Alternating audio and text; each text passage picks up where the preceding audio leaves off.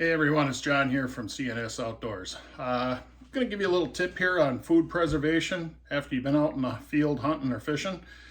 This will really make a huge difference in the way your game tastes and how to store it and make it last longer. So we use a food saver. Doesn't really matter what brand you use, but it's a vacuum sealer, and we have found that if we take these bags, and you can kind of see these lines, this is where we sealed it. We have double sealed it. We did it here and we did it here. And that seems to really prevent your bags from getting air in them, because air is what actually freezer burns your game, your fish, your pheasants.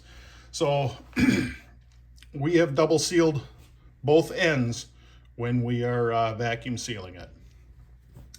The next thing I want to say is take and before you vacuum seal, in this case I got some chucker and pheasant legs here, take and pat dry and get all the excess moisture off of it. That will also help with the sealing as well. You don't have the ice crystals come on there and different things like that. So that's something you can do, just to pat dry it off your fish, your birds, your venison. So one other tip here, make sure that you don't have any pointy bones or anything sticking up, so that way it punctures the bag. That's another way to get a slow leak in there. I try to make sure I got no sharp edges or anything like that, so that it doesn't puncture the bag. And then when you put them in there, try to keep them as close as you can. That way it makes sure that you don't get any air pockets in there.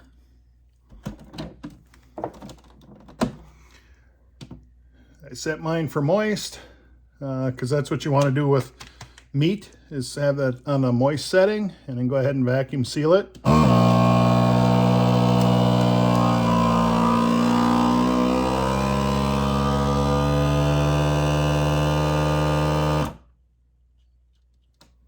Once this gets done sealing, then I'm going to pull it out and I will double seal it. Okay, so there's my first one. Pull it back ever so slightly because I know I got enough room. And then this time all I'm going to do is hit seal. So when that's done, which it should be any second. All right, that's done.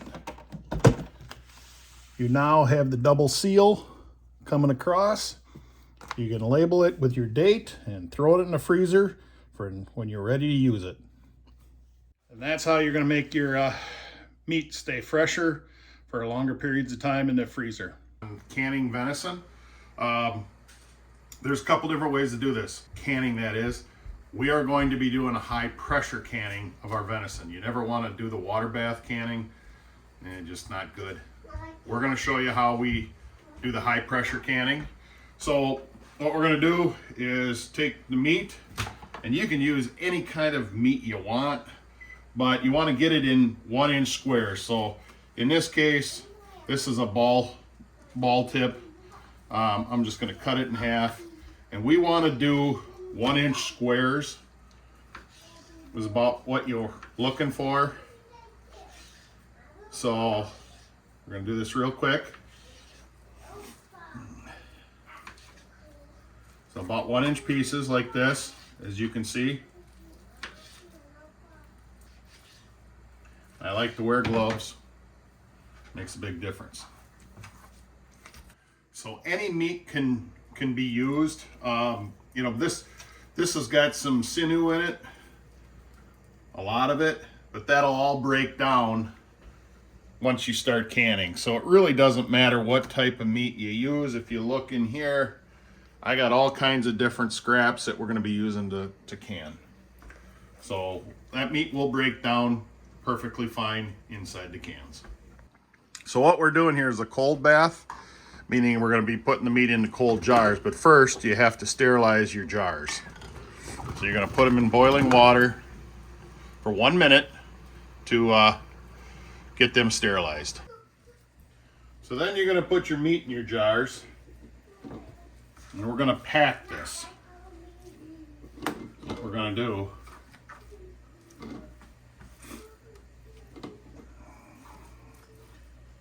and you want to get it right to the bottom of the lid, but it's, again, we're going to be packing this pretty tightly.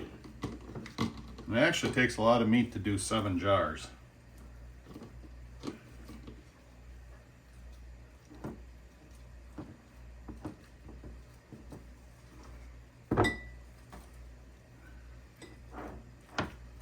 Like so.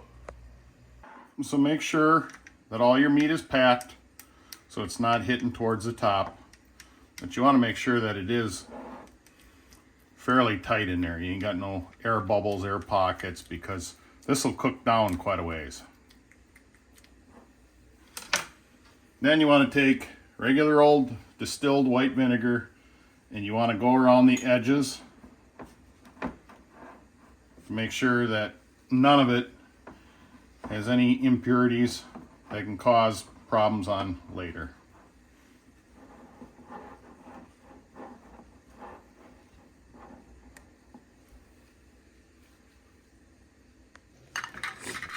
So then you gotta sterilize those lids too in the water, boiling them, and follow the recommendations what your canner's got as far as what you should do. But yep, sterilize the rings, the lids, and the jars. And then you're going to take your tops and put them on.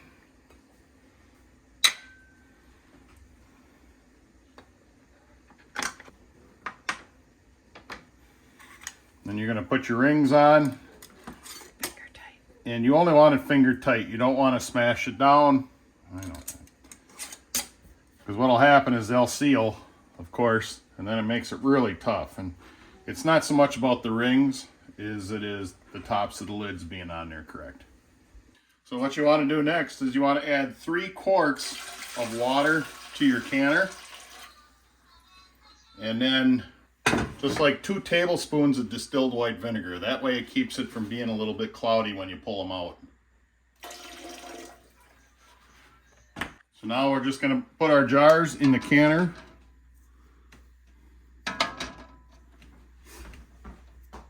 And our canner should fit 7 jars in there. These are quart jars. Smaller jars, of course, would be more. Larger jars would be less. So there you go. We got our 7 in there then. Okay, put the lid on here. Scare it down. You gotta talk a little bit louder there. Scare it down. Yep. And turn the heat on. And then you're gonna wait for it to get to between 12 and 15 pounds. Again, follow your directions in your manual. And you're gonna let it sit. 12 to 15 pounds of pressure. Right. For ours anyways. Right, for ours. This is a 23 quart one. Right. And once it is up to pressure for 10 minutes, we're going to put the valve on. And then we're going to start the timer for 90 minutes for this cook. Again, follow your directions, your cooking directions. Your canner is up to 10 pounds. Once it hits 11 pounds, we're going to start the timer for 90 minutes. And I'm going to adjust the heat so it stays around 11 pounds for 90 minutes. So I'll be periodically checking on the canner. So when your 90 minutes is up, all you got to do is turn off the flame and let that go down to 0 pounds of pressure. On ours, once that little tab drops down, that means there's no more pressure left. Then you can open it up. All right, so as you can see, we're at 0 pounds of pressure and our tab has dropped down, so we should be able to open this up. So at this point, we're going to take these out and let them cool off, and you're going to wait for those seals to pop.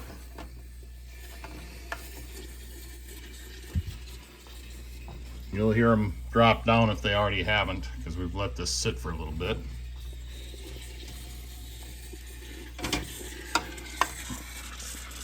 As you can see, they're still cooking.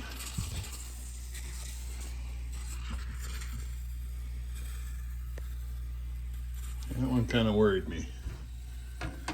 Just because it looked like it was leaking out a little bit of water, but that might have just been me. So you can see they're still cooking in there. And then once they start cooling down, the lids are going to start to seal. You'll hear them popping. You never want to push down on them. Just let them do it on their own. And then you'll find which ones seal and which ones don't. If they don't seal, then you're going to have to refrigerate and eat it. If they seal, then you're good for quite a while. We don't add salt to ours. You can do a little salt if you want. You can do some spices, like add taco seasoning and that. As far as we were concerned, we always add our stuff afterwards. So, but we've done the salt, and it's usually like a 1/8 of a teaspoon. A little bit goes a long ways when you're canning. So now this will be all ready for us over the winter here or whenever. We like to have it over noodles. We make tacos with it. There's so many different things you can do, but it comes up like shredded beef if you put it in a crock pot. Also gives you room so you're not throwing everything in the freezer, which we've had to buy another freezer now with the 2 deer I shot this year and some of the other stuff that I've got. With that said, thanks for watching. If you haven't done so, like and subscribe.